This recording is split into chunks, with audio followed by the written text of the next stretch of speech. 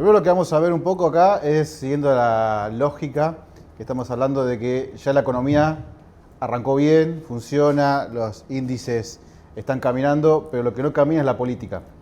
Entonces, un ruido que antes era casi inocuo en las decisiones financieras, ahí está, era casi inocuo en la decisión financiera, o sea, la política funcionaba o no, pero si tenías una inflación del 20% mensual, digamos que poco importaba.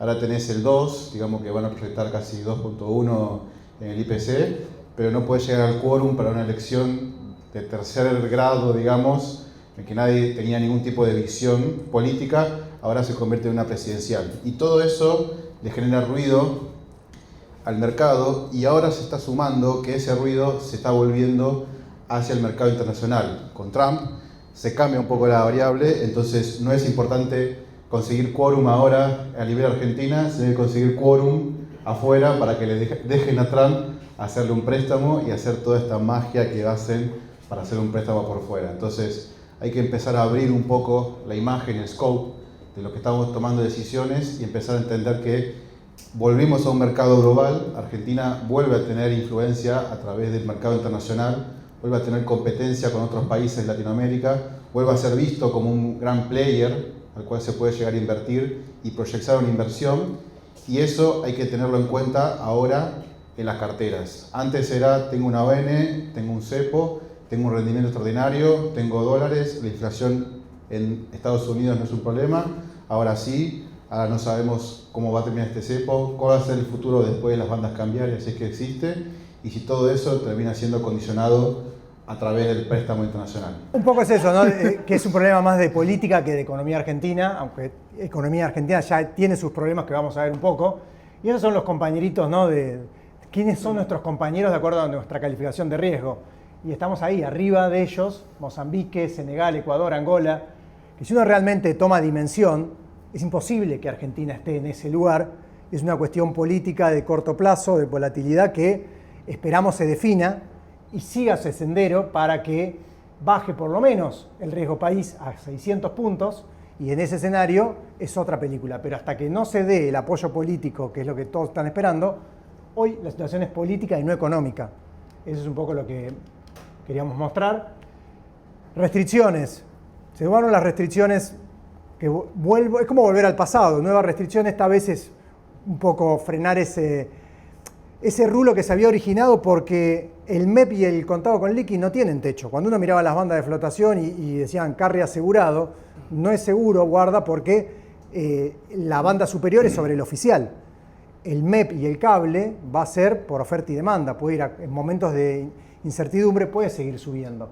Entonces se había generado una oportunidad de que uno podía comprar oficial más abajo de la banda y vender en el MEP arriba de la banda. O sea, es lógica la restricción, no es un cepo ni nada raro, pero se da en situaciones donde, bueno, acá hablamos, la elección provincia de Buenos Aires fue el despegue que hizo que el tipo de cambio suba. Luego del anuncio de que Estados Unidos nos va a salvar, empezó a bajar un poco más, pero estamos pendiendo de un hilo de algo político y no económico. No es algo del modelo que no está funcionando, sino de que el apoyo político se está perdiendo.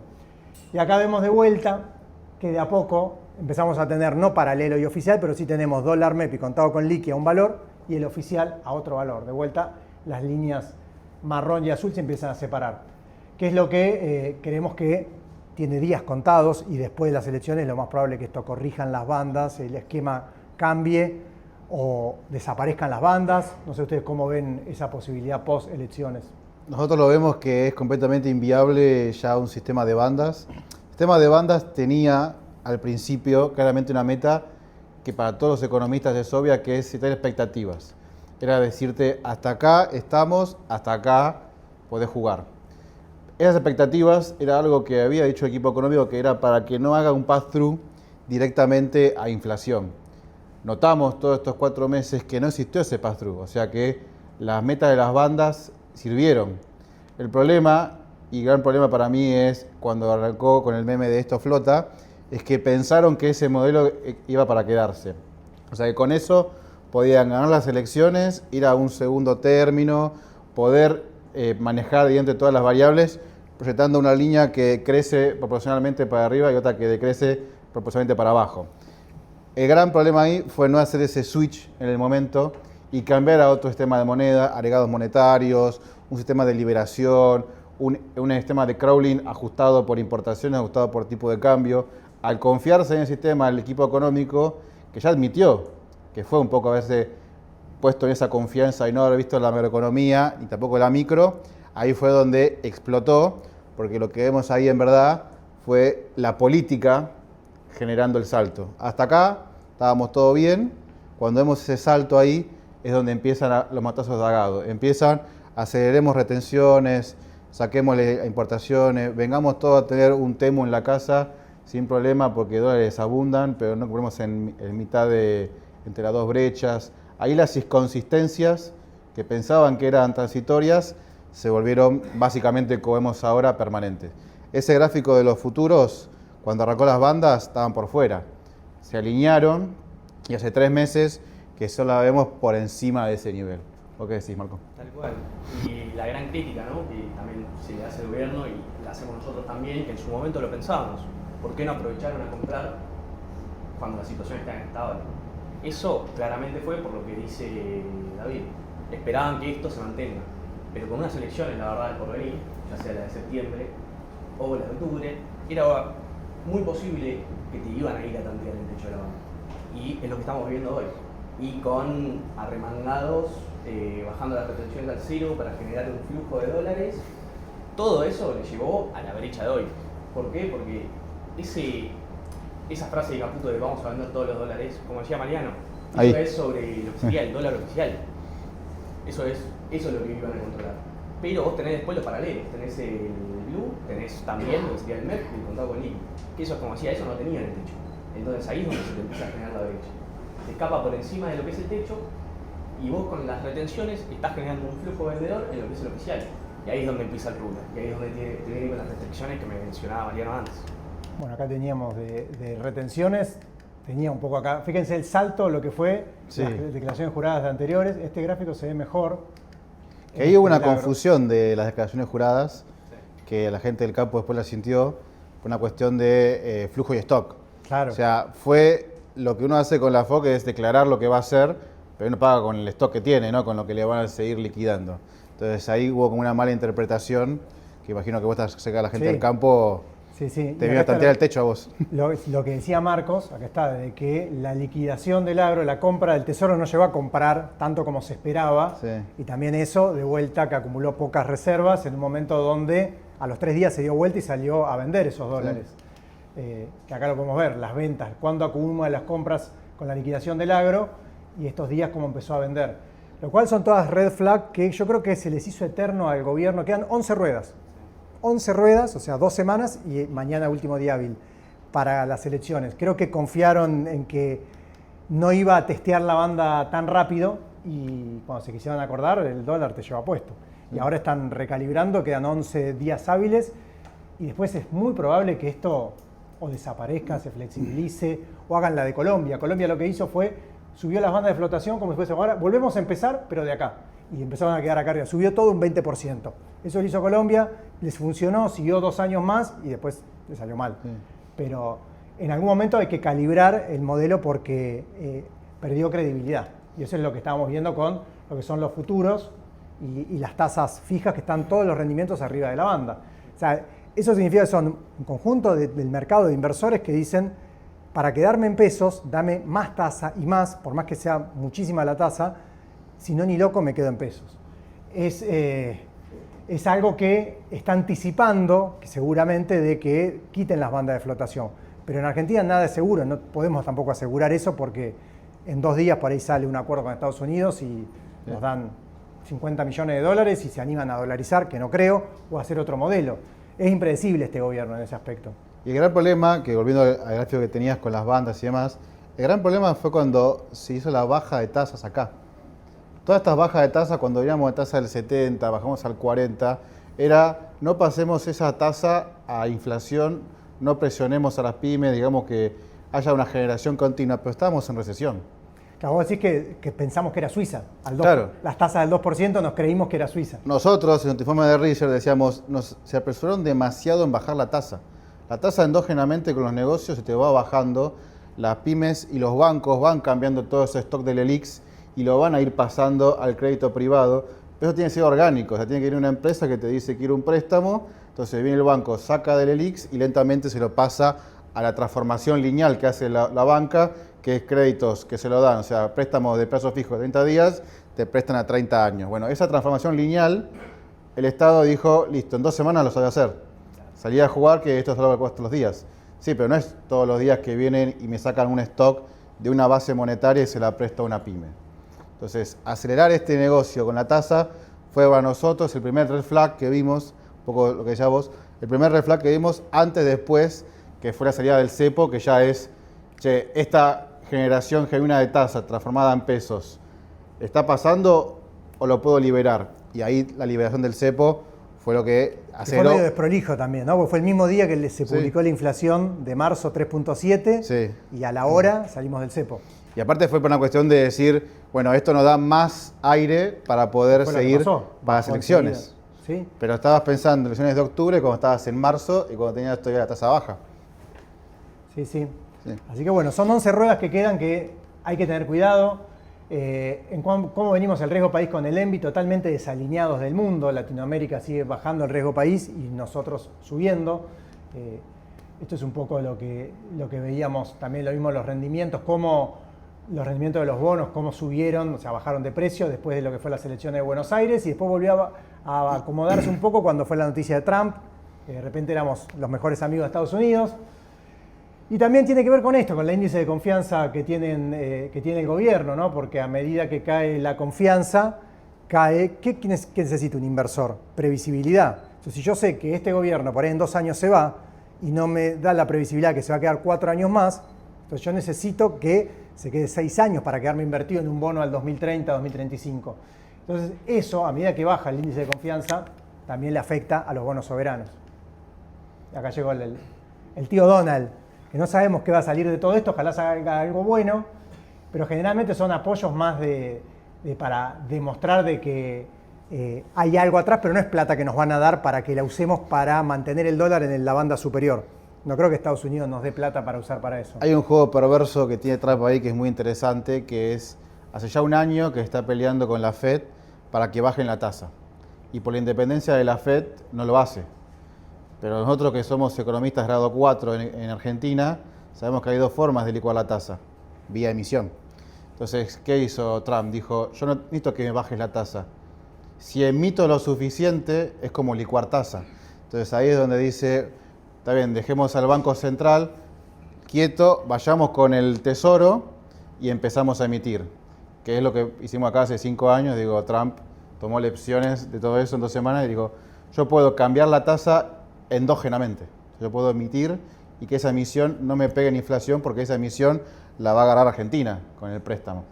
Entonces es una jugada muy buena que inclusive está en los libros de Trump del libro Deal, que es cómo usar la misma herramienta que tenés vos a favor o en contra. En este caso, vía emisión de dólares, pero que no genere inflación, ficticiamente, digamos, baja la tasa porque esos dólares vuelven a tu economía, en este caso latinoamericana. Sí. Sí, que hoy dependemos de un tuit que salga en estos días de Trump. Hoy a último momento también, Georgieva no tuiteó, pero en Bloomberg salió una noticia de que estaban trabajando con el gobierno de Estados Unidos y también con el Banco Mundial para en los próximos días dar más noticias, así que estarían al caer próximamente, posiblemente, las noticias. La jugada que hizo es buena. La jugada que hizo buena Trump es que ellos tienen ahora shut down, o sea que no tienen presupuesto, una vez que no hay presupuesto se cierra el gobierno. Entonces cuando fue a hacer este préstamo le dijeron, bueno, pero si no hay plata para la impresora, ¿cómo va a haber plata para otro país? Entonces cuando hicieron el tweet de no va a haber emisión de deuda para Argentina, o sea, no vamos a salir a bancar a otro país, lo que hicieron es, yo no voy a prestarle deuda, yo voy a hacerle garante con DGI que tengo mi poder, porque claramente el FMI es socio de Estados Unidos plenamente, y él en verdad lo que va a hacer es prestarle a través de todas las monedas que tiene el Fondo Monetario Internacional que le presta y solamente Estados Unidos funciona como garante. Es una jugada también que hizo para prestarle sin prestar. Genio. Sí. Ojalá salga bien. Y decimos, ¿por qué necesitamos eso? ¿Por qué es importante? Tenemos que tener liquidez para pagar por lo menos en el 2026 los cupones de amortización de enero y julio, que va a ser difícil, y la probabilidad de continuidad política, ¿no? Ese apoyo para poder pensar en una reelección, y si hay que hacer reformas estructurales que se necesitan para crecer, necesitas tener apoyo político. Entonces, por eso es tan importante. Y ahora sí pasemos al número de la deuda y por qué la curva de los bonos soberanos está invertida. Bueno, acá tenemos primero dos cosas. El total de deuda que tiene Milei hasta el vencimiento del mandato. Si somos buenos y no sacamos los repos que lo van a tirar para adelante y los Bopreal, nos quedan 33.000 millones, casi 34.000 millones, cuando en el Banco Central las reservas debe haber 6.000, depende de cómo se contabilicen, pero netas deben quedar 6.000. Está complicada la situación y necesitamos esa ayuda, no solamente pensando en el 2026, sino en lo que se viene en el 2027, que lo más probable, lo que quería el gobierno era bajar el riesgo país, bajar las tasas, volver a los mercados y poder emitir deuda para esto que está acá, todo junto, pasarlo acá, que no tenemos, que es lo más sano en todos los países, empresas, el manejo eficiente de la deuda es sano. Esa es la fantasía de Toto hace 6 meses. Sí. Salir al mercado de deuda internacional, rolear toda esa deuda, no defaultear y patear todos los créditos para 20, 35, 45 y 55. Sí, que te traje creo que, mira, sí. Después lo vamos a ver una placa. Bueno, esto acá lo que en otros países lo que pasó cuando recibieron ayuda de Estados Unidos con el esquema de bandas. Pasaron automáticamente a flotación libre, flotación con intervención, flotación, pero la plata no se usó para mantener las bandas de flotación. O sea que si estamos viendo ya que se viene un acuerdo con Estados Unidos, ya hagámonos la cabeza que la banda de flotación no existe más. Correcto. 5.420 las reservas, ya sí. 6.000, fui un poquito más optimista. Y tenía... Igual a septiembre. A septiembre. Tuviste ahí octubre, tuviste un par de compras ahí. Tenemos lo del Tesoro, sí. que no sé si lo va a mantener. Volumen operado. Esto para dar en cuenta qué está pasando, qué es lo que pide el mercado en las licitaciones y qué es lo que se está viendo. Más demanda de dólar link, de vuelta, cobertura. O sea, el mercado está pidiendo cobertura dólar y no tanta tasa.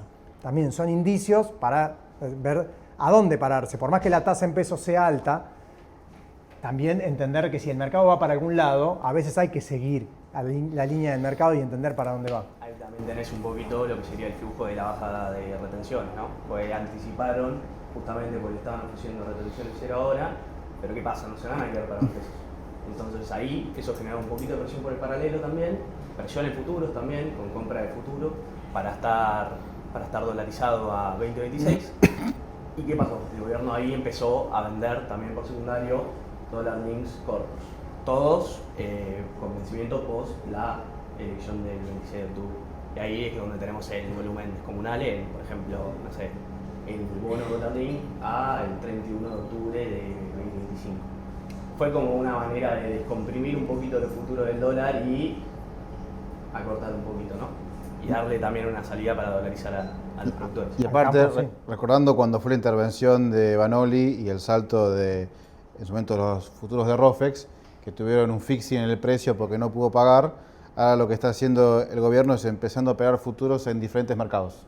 ¿Por qué? Para no repetir el momento en el que operabas en un mercado, tenías 100% de riesgo contraparte del mismo emisor, entonces la voz de quien cambiaba era solamente de un regulador. Acá lo que están haciendo es abriendo línea en Bima, que también tiene futuros ahora, a diferencia de esa época, abriendo los futuros de MAE, digamos, que era esa 3, junto con los de Rofex. Entonces, están buscando la misma intervención, pero ahora, por suerte, diversifican un poco más el riesgo. ¿Qué pasa? Vos cuando vendés futuro, digamos, no vendés el papel, no estás vendiendo el papel, entonces no estás poniendo el cash en ese momento. Entonces ahí lo que pasó, y por experiencias previas en lo que fue Argentina también, le metieron un límite al central de venta máxima. Ahora, como decía David, está buscando diferentes mercados. ¿Por qué? Porque se encontró que el que estaba interviniendo, que es MAE, digamos, ya está cerca del techo. El techo está en 10.000 millones de dólares de contratos y estaba en 8.000 aproximadamente. Claro, cerca del límite. Sí. Ahora igual la semana pasada tuvo un buen día. Sí. Le devolvió un poquito.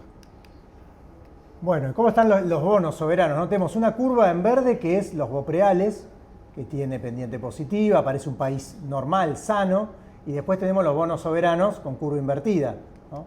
Que un poco es eso que decíamos, ¿por qué la curva está invertida? O sea, hasta el 2027 hay voluntad de pago, no hay capacidad, pero hay voluntad.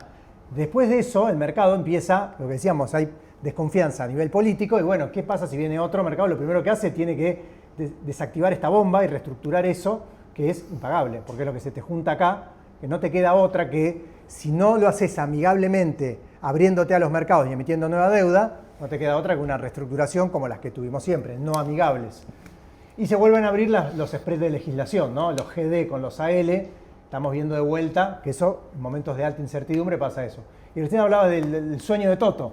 Hizo una, ¿te acordás el bote de 2030? Sacó, en julio fue un primer testeo de salir a los mercados y sacó un bono al 2030 a tasa fija en pesos, que lo criticaron porque la tasa de corte fue alta, arriba del 30, o 31, 32 creo que fue, y se desplomó en dólares. Hoy la pérdida de hoy tiene una TIR de casi el 50, tuvo una pérdida del 45% en dólares. ¿Qué inversor del extranjero va a querer comprar un bono argentino si en julio lo empomaron a tasa fija en pesos a esto? Es difícil, es difícil. Yo no me gustaría estar en ese lugar de salir a convencer inversores teniendo esta experiencia. Aparte, si hacías el arbitraje, porque esto era un bono en pesos, que pagaba en pesos al 30%, pero entre la paridad y las implícitas que tenías para futuro de la inflación, te daba que estabas emitiendo al 11%. O sea, si hoy me dicen, salgamos a arreglar la deuda al 11%, estamos en un break-even. Te puedo decir, firmo ya al 11%. Es decir, al menos los primeros años, hasta el 35%, lo podemos rolear. Ahora ya estamos al doble de eso. O sea, en el primer testeo que tuvo el gobierno, tuvo una aceptación altamente positiva.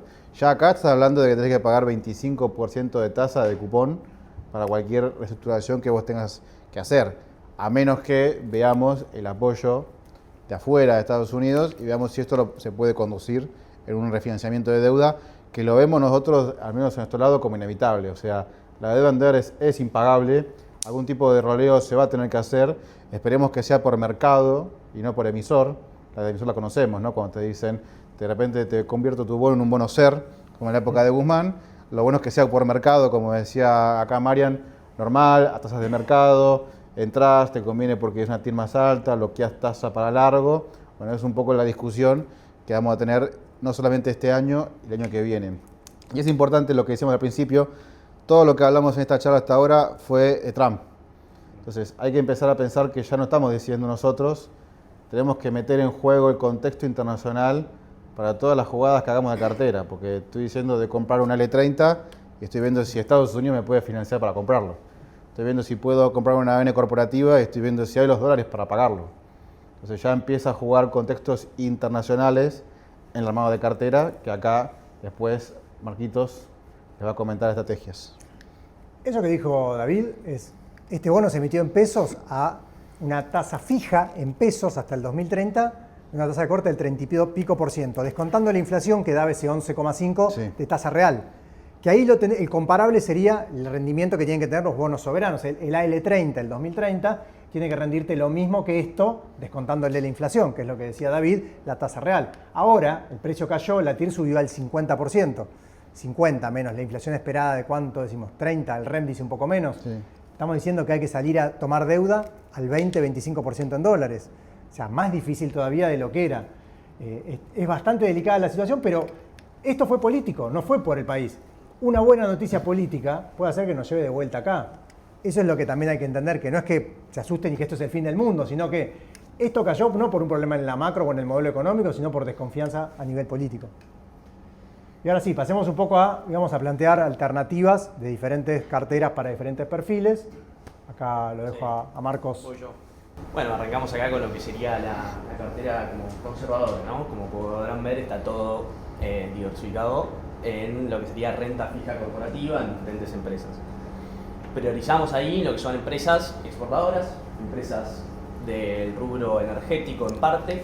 Hay una financiera como es Banco Macro, ahí la BACFO que ven, y después de inmobiliaria, ¿no? Que sería IRSA y RCPO. Las otras tres son Pan American Energy, Vista Energy y TGS. Gran joyita Vista, muy buena. Sí. Y como les decía, conservadora, renta fija, nos focalizamos ahí en lo que serían empresas generadoras de dólares, que son exportadoras. Son bonos que son a largo plazo, sí, pero son en empresas rentables, son en empresas que la verdad que tienen mucho futuro y en el sector en el cual están, que es la energía y hoy el gas en Argentina, tienen mucho potencial. Entonces, elegimos esas 5 empresas, disculpen, Y Sí. después abajo también diversificamos un poco en lo que sería el fondo Estrategia 1, que también está focalizado en lo que sería renta fija dolarizada. Lo bueno que estamos haciendo ahí es dejamos el dinero, digamos, en manos de un portfolio manager, en manos de alguien que lo va instruyendo y lo va manejando y invirtiendo en bonos acorde a lo que ve, ¿no? Al expertise como puede ser un portfolio manager. Esta cartera, como lo que podrán ver, un perfil conservador, rindiendo una TIR en MEP de 6,8% y una duration de 3.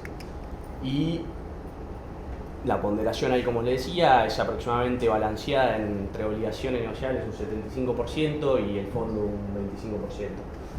La verdad que esta opción conservadora nos gusta mucho, es bien para un horizonte de mediano y largo plazo y el objetivo, como bien dice ahí, es obtención de rentas sin exposición al sector público.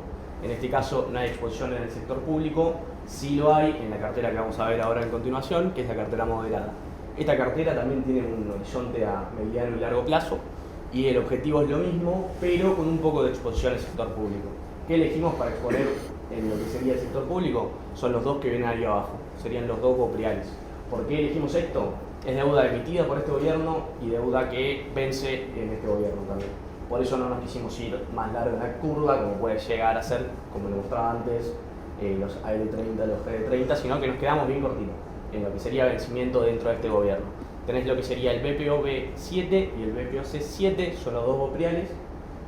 Que el BPOB7, la diferencia que tiene, y por eso rinde un poquito menos que el BPOC, a pesar de que el vencimiento sea el mismo, es que tiene una opción para ejercer en dólar que a cierta gente le puede llegar a interesar. Eso lo hacen a través de AFIP de otra manera, digamos, ¿no? Pero bueno, si se fijan, tiene un 30% de ponderación en lo que sería el Banco Central, porque estos bonos son emitidos por el Banco Central, y después volvemos a lo que sería renta fija corporativa, siempre focalizando también en el sector energético. Tenés una opción como Banco Macro también ahí del rubro financiero, ¿no? Pero tenemos las mismas empresas que veíamos antes y sumamos lo que sería Plus Petrol también y YPF Eléctrica, en este caso. Está distribuido más que nada en TGS y Pan American Energy, 14% cada una y después en partes iguales por debajo. Esta cartera, que es moderada porque ya incluimos un poquito de riesgo soberano metiendo deuda del Banco Central a corto plazo, tenemos ahí un rendimiento de esta cartera de un 8% a una misma duration que la cartera anterior. Esta es para un perfil quizás un poquito más agresivo que el anterior, pero sigue siendo moderada, ¿no?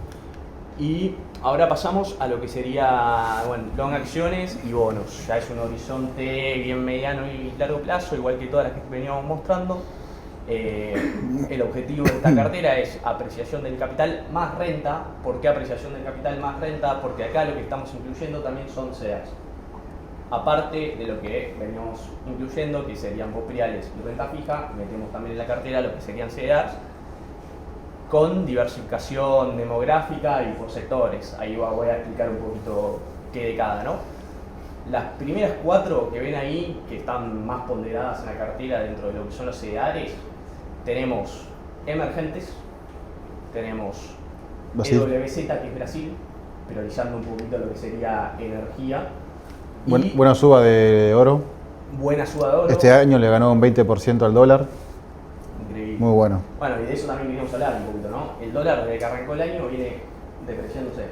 También por la baja de tasas y todo lo que contaba David del manejo de Trump, ¿no? Acerca de que está peleando con la Fed para que bajen las tasas. Entonces, viene bajando aproximadamente, creo que un 10% desde que arrancó el año. Sí. Y creo que hasta un próximo mínimo tiene un 10% más. A la par de eso también, la política en otros países desarrollados también está un poquito, la política monetaria hablando, ¿no? Está un poquito más fuerte. Hay algunos que venían bajando las tasas y ahora están manteniendo un poquito más. Economía fuerte como la de Japón está subiendo tasas hoy en día. Entonces, eso da un contexto de que el dólar se puede seguir debilitando contra otras monedas, se puede seguir debilitando, y es por eso que nosotros en la cartera SEAR estamos ponderando más emergentes, por ejemplo. Estamos ponderando también Brasil, por ejemplo, que puede llegar a tener potencial, todo lo que sería, ya sea países emergentes, puede llegar a tener potencial con respecto a una debilitación del dólar. Lo mismo con el oro, que hoy en día con el dólar debilitándose lo tenemos en máximos. Y después tenemos BEA también, que ahí lo que buscamos con BEA serían países ya desarrollados, es un ETF de países desarrollados, pero sin incluir Estados Unidos. Europa. Europa, Básicamente Europa, sí. Creo que tiene Japón también un poco, y básicamente ahí no incluye Estados Unidos. Ahí, ¿por qué estamos ponderando ese un poquito más? Porque hoy en día, y fíjense que el SPY está ponderado un poquito menos, a Estados Unidos lo tenemos en máximos hoy en día.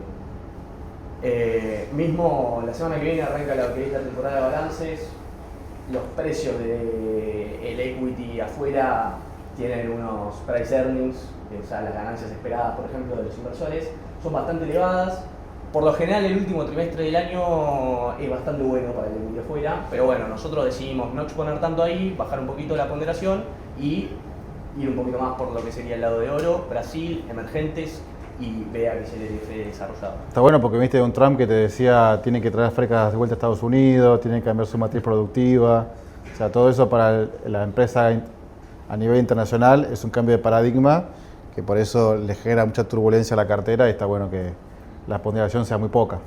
Obviamente igual estamos vendiendo a Estados Unidos, tenemos ahí el SPY ponderado con un 4,8%, tenemos después XLU, XLB y XLRE, son 3 ETFs. Real Estate. El XLRE es de Real Estate, o sea, como dice también en la diversificación es demográfica y por sectores. XLRE es Real Estate, es inmobiliario.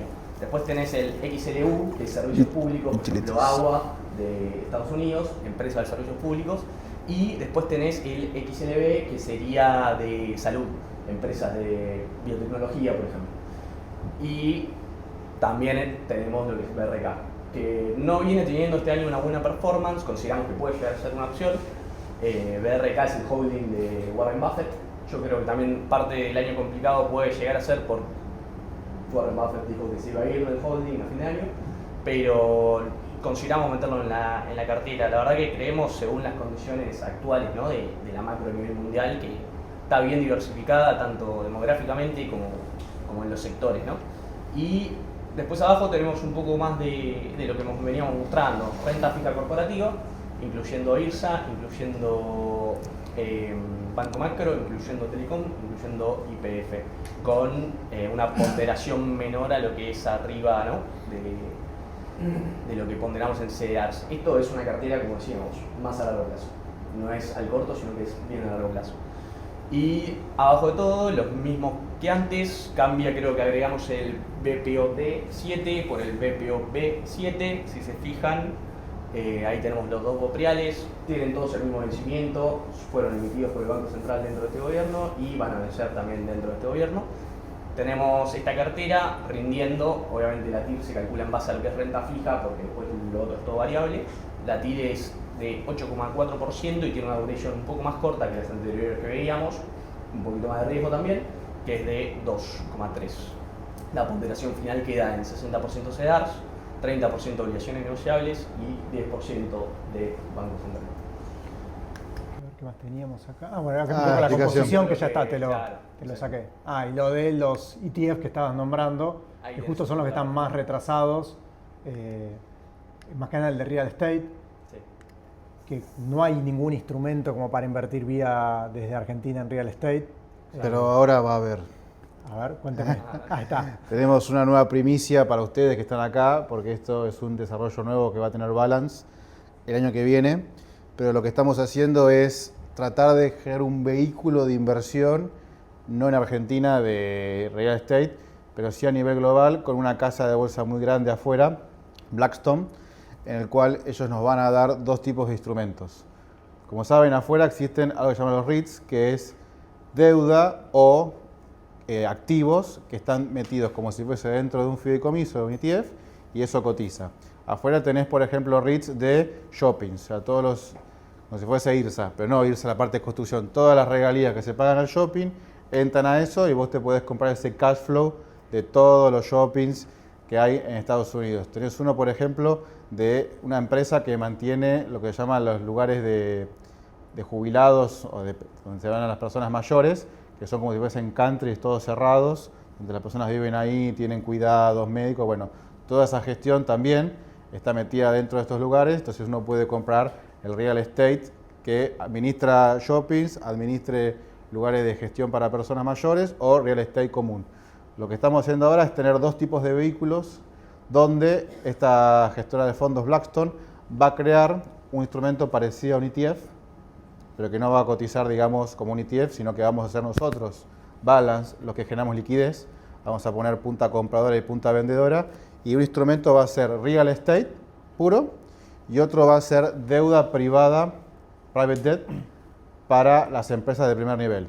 Nosotros acá en Argentina tenemos un fondo que es un fondo de financiamiento PYME, que también es deuda privada, que lo tienen y pueden entrar y salir completamente en liquidación T+1, gestionada por un portfolio. Esto va a ser lo mismo, pero en vez de un pagaré va a ser con deuda que se le da de forma privada a diferentes empresas.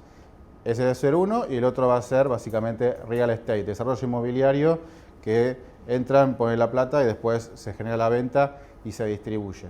Esos son instrumentos que nosotros, el primer experimento que vamos a tener nosotros como empresa en Argentina también, inclusive dentro de Balance, que va a hacer que vamos a ser los proveedores de liquidez de esos productos y ustedes van a poder invertir a través de nosotros en diversificar cuestiones que está muy bueno cuando hablamos de real estate, porque le estamos bajando volatilidad a las carteras. Siempre que metamos cosas que son de mercado, tenemos un riesgo sistémico, o sea, riesgo diversificable y no diversificable. Cuando metemos exóticos en la cartera, como llaman así, le estamos bajando toda esa volatilidad porque independientemente de cómo vaya la economía, hay que seguir pagando las cuentas para los shoppings, hay que seguir pagando las cuentas para los lugares de pensiones, hay que seguir pagando las cuentas del desarrollo. Entonces eso te mantiene un rendimiento constante en tu cartera y te baja esta volatilidad, te mejora el Sharpe de tu cartera. Entonces le estamos dando nuevos servicios que puedan tener ustedes a disposición. Si usábamos un REIT, es lo mismo, sigo teniendo riesgo de mercado. Acá no, tenemos un instrumento completamente privado, pero que le vamos a dar salida y entrada cuando ustedes quieran y lo van a poder obtener y lo van a poder sumar a su portfolio de inversiones. ¿Qué rendimientos esperados más o menos van a tener esos dos fondos? El de real estate va a estar muy parecido al de real estate, más un 3-4%, porque son en verdad desarrollos privados, no son cosas que cotizan como las acciones, sino que son desarrollos privados donde se busca una diferencia. Y lo que es crédito va a ser el índice ENVI de crédito privado más 5 o 6%, digamos. O sea, le va a sacar un diferencial, digamos, como un T-bill, casi 8 o 9% de rendimiento. Siempre tengamos en cuenta que son cosas que uno deja en la cartera y lo deja crecer, lo deja vivir, lo deja que se desarrolle y le va a dar esta rentabilidad constante. Aparte lo bueno es que te va reinvirtiendo y no te hace el efecto de los impuestos. Es acumulativo. Sí. Perfecto. Y recién hablaste de provisión de liquidez y me hiciste acordar que muchos clientes a veces nos preguntan por el tema de la obligación negociable de Balance. En momentos de alta volatilidad, que muchos los dólares dicen, no quiero dejarlos quietos, los meto, Money Market te da el 1%, lo metes en otro fondo ya como la estrategia 1 y ya tenés 75% de ONs, que se pueden ver afectados si las elecciones salen mal. Si yo compro la ON de Balance, que es un 5% de TIR asegurado, ¿cómo es eso de provisión de liquidez que yo siempre voy a entrar y salir con un 5% de rendimiento anual? Nosotros lo que buscamos ahí es darle protección al capital. Cuando uno invierte en renta fija, lo que tiene es que cotiza básicamente capital y cuando se encuentra abajo de la paridad, en verdad es destrucción de capital, está sacando los intereses y parte del capital inicial que vos pusiste. En el caso de la ON de Balance, lo que siempre vamos a tener es un bid permanente para asegurar el capital. Entonces, independientemente de que todas las ONs bajen su valor, o sea, suba mucho la tasa, nosotros siempre le vamos a dar a ustedes salidas para resguardar el capital. Ahora cortó hace 2 días, con lo cual básicamente el valor técnico y el de mercado es básicamente el mismo, así que es una buena oportunidad estas 3 semanas para mantener ahí el capital, tener una inversión que me genere este 5% de cupón anual, pero si tengo que salir rápidamente o si no tengo nada que tenga protección, esto al menos me asegura 100% que el capital que yo puse lo voy a seguir manteniendo. Y esto aprovechen porque ya está cerca de su vencimiento, ¿no? Sí. Vence ahora a mitad del 2026. Sí. Como decía David, como decía Mariana también, es una muy buena opción para dolarizarse, para pasar este momento preelectoral, teniendo este put, digamos, que pone Balance, esta posibilidad de vender sin pérdida de capital. Es algo que ninguna otra obligación negociable te lo da, hace que esta obligación negociable sea quizás más comparable a una cuenta remunerada en dólares, porque tenés la salida, pero la verdad que es una opción que estamos hoy vendiendo a todos los clientes de Balance. Y hay una gran diferencia, que cuando la tenés en el banco no es tuya, es del central. Acá cuando la tenés en la ON, apostás a una empresa primero y aparte no tenés riesgo de la liquidez. Exactamente. Es una alternativa que usamos mucho, el que está por ahí en cable, va al fondo el income de T-Bills, que está rindiendo un 4%, por ahí un poco menos, ahora que están bajando las tasas, pero el que está en dólar MEP o está en pesos y quiere simplemente dolarizarse para pasar unos meses, una alternativa es ese, directamente con pesos, puedes comprar esa ON de Balance, te devenga un interés y te asegura que si después de las elecciones viene un martes 13 que se caen los mercados, como en Argentina ya pasó, ONs como de IRSA tenían TIR del 25% y paridad del 70%, puede volver a pasar eso en Argentina. Tener una ON o un instrumento que te mantiene paridad, o sea, siempre va a estar a la paridad y te da una tasa del 5%, bueno, es casi como un T-bill argentino sintético, para decirlo de alguna manera.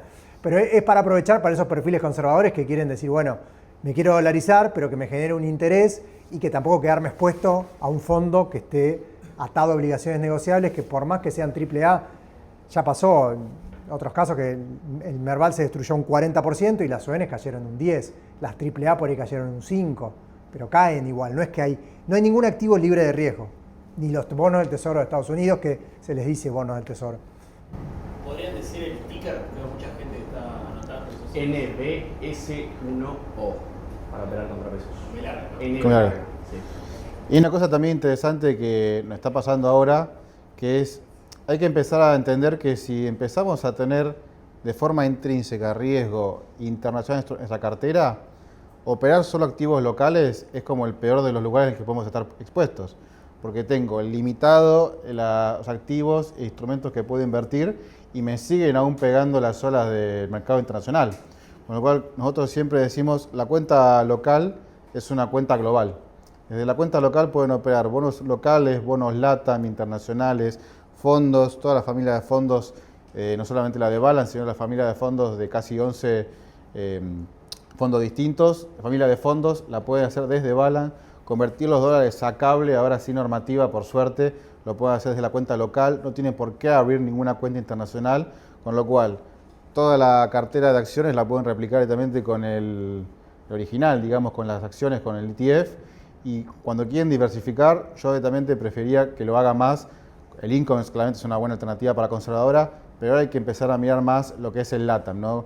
Corporativos a nivel latinoamericano. Nosotros no solamente hacemos cobertura, sino que somos market makers para muchos fondos de Europa y Estados Unidos de corporativos latinoamericanos, o sea que tenemos un gran view de todas las empresas, se pueden acercar con nosotros, hablamos con una persona especializada, alguien de research, ve cada una de las empresas, le podemos dar un view y empezar a pensar que no tenemos que vivir en las 5, 6, 10 ONs en circulación.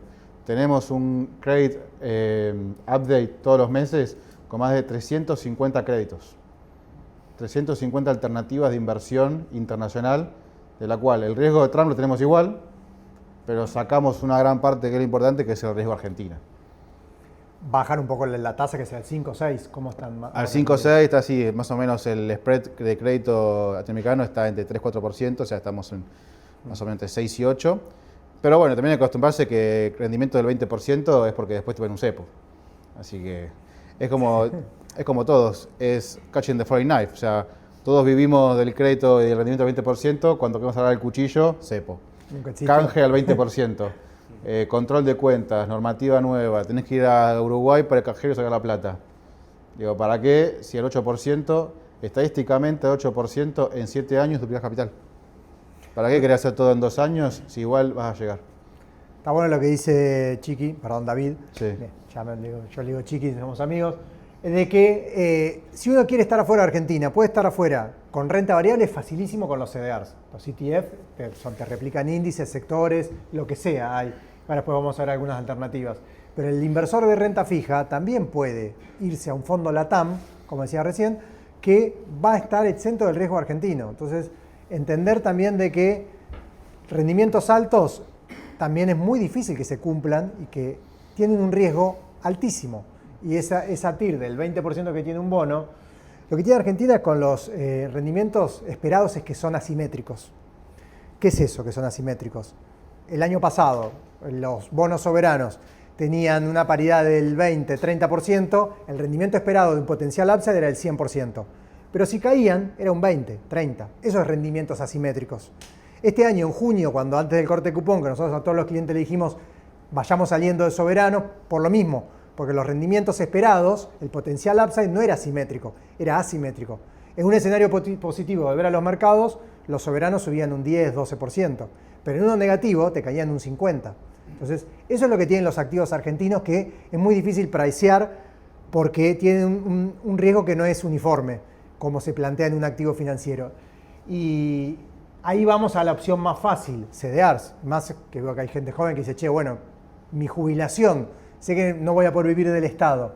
Hoy la forma más fácil es invertir en CDR que repliquen índices, como contó Marcos, la parte de la cartera anterior que teníamos bien diversificado, una partecita en Estados Unidos, entender primero el momentum. El momentum hoy está diciendo SP500 está en máximos, el Merval está en mínimos, pero puede seguir perforando mínimos, se va cada pedazos. ¿Qué me queda de renta variable? Y bueno, Estados Unidos está en máximos, armar una cartera diversificada por sectores, inclusive algo en oro también, inclusive si son más arriesgados, algo en IBIT, en Bitcoin, siempre a largo plazo, ¿no? Entonces aprovechar los CDRs para armar carteras de largo plazo. Y esos perfiles que por horizonte temporal no pueden ir a 10 años o más, bueno, armar una cartera de renta fija, como decía David, ir a fondos LATAM o a bonos corporativos de afuera, que te rindan el 5 o 6%. En parte ya arrancó el intercambio de información. Ya la semana pasada empezaron a aparecer nombres. Primero fue como un error, digamos, mandé el adjunto equivocado. Pero lentamente va a parecer que la gran mayoría de la gente que invertía afuera, en verdad, lo relacionabas a invierto afuera, tengo plata no declarada. Ahora, en verdad, tenés vehículos de inversión locales que te permiten invertir afuera. Ahora tenemos dentro la gestora de Balance, el fondo LATAM, que es con cable, que es una réplica muy parecida a esta, donde es un 25% de un T-bill, 75% de a través de CDR, acciones del exterior. Entonces, ya que tenga no declarada no es un poco la variable si invierto o no local o internacional. Es cuánto riesgo versus retorno le estoy dando a mi cartera. Está bien, tengo un retorno del 20%, pero con un riesgo altísimo. Yo la verdad que duermo bien con un 8% compuesto, déjame ahí todo el día. Sí, sí. Bueno, a ver qué más tenía. Bueno, Brasil, que ya explicó Marcos, el tema de Brasil, que también tiene algo político en el medio, pero hay un... Sí. Parece que va a haber una relación ahora, ¿no? Sí. Está armando algo ahí, una misma dinámica entre Lula y Trump. Pero bueno, Brasil lo que tuvo fue un golpe muy fuerte el año pasado. Está teniendo un repunte muy interesante en este 2025 y si vos ves técnicamente también lo que es el gráfico está rompiendo una tendencia. Está rompiendo una tendencia que venía manteniendo y al parecer si eso se confirma mediante buenas políticas también, obviamente, y una buena relación como puede llegar a darse según los tweets entre Trump y Lula, esta tendencia podría continuar a largo plazo. Entonces ahí vemos una oportunidad. Hoy en día en lo que es el 2025 viene subiendo bastante, quizás se puede esperar técnicamente hablando una corrección para una oportunidad de entrada, pero a largo plazo la verdad que nos parece bastante bien, más en el contexto, como decíamos antes, de depreciación del dólar contra otras monedas, focalizar un poquito en lo que decían países emergentes como lo es Brasil. Algunas empresas sueltas de Brasil que les gusten, para el que no quiere comprar el ETF del WZ, dice, bueno, un poquito New Bank, un poquito, alguna que les guste de Brasil. Yo tengo el sesgo de que participé como mentor del CFA Challenge y realizamos New Bank. La verdad que ahí cuando ves el rendimiento de los bancos, no es de extrañar porque hay muchas industrias en Brasil que están completamente retrasadas. O sea, los bancos al día de hoy en Brasil, en muchos lugares, es casi un banco público en la peor época de Argentina. Entonces, cuando vino nuevos jugadores como Nubank a mostrarte cosas que para otros son sencillas como apertura online, bueno, eso revolucionó todo lo que es un negocio. Entonces, ahí tenés los bancos grandes con buenos dividendos, todo, pero ahí tenés un gran sector para seguir desarrollando porque los bancos en la parte de tracción de las economías regionales y a nivel LATAM son los que más se van a ver expuestos a la mejora. Lo mismo que en Argentina, siempre cuando vemos un momento de posible recuperación, decimos, bueno, rotemos a bancos porque agarramos todo el cachat del crédito. Bueno, yo pienso que lo mismo lo vamos a terminar viendo a través de los bancos en Brasil. Tal cual.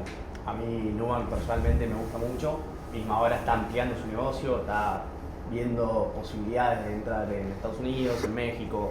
La verdad que a mí es una empresa que me gusta mucho. Y después otra podría llegar a ser Petrobras.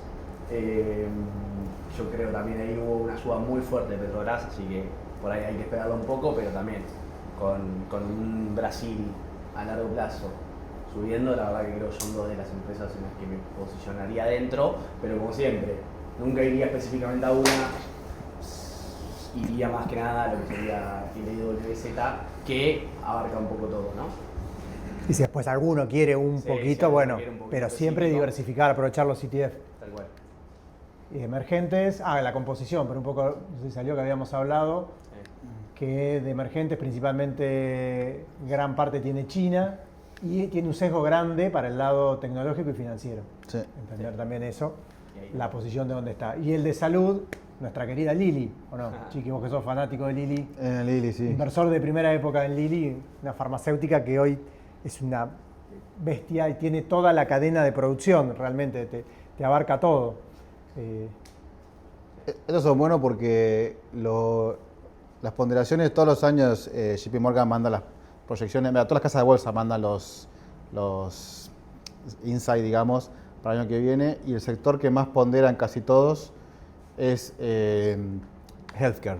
¿Por qué? Porque lentamente nacen menos personas y todos vemos viejos. Entonces, en 30 años la ponderación va a ser que la pirámide va a ser completamente así. Entonces, todo esto que estamos viendo se convierten en empresas que tienen ahora medicamentos para que vivamos más tiempo, para que tengamos enfermedades que no teníamos, porque no llegábamos a tener 90 años casi todos. Entonces, veíamos enfermedades nuevas que existían, pero eran muy chicas. Ahora, esas cosas se están viendo en el día a día.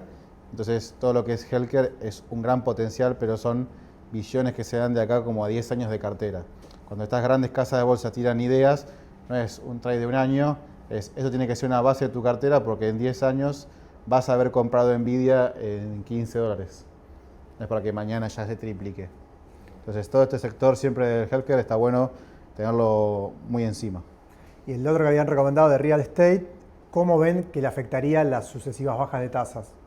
Automáticamente los próximos recortes de la Fed. Ahí lo que tenés es como son créditos que están generalmente indexados al spread de la tasa libre, es lo que tenés es la presión de capital.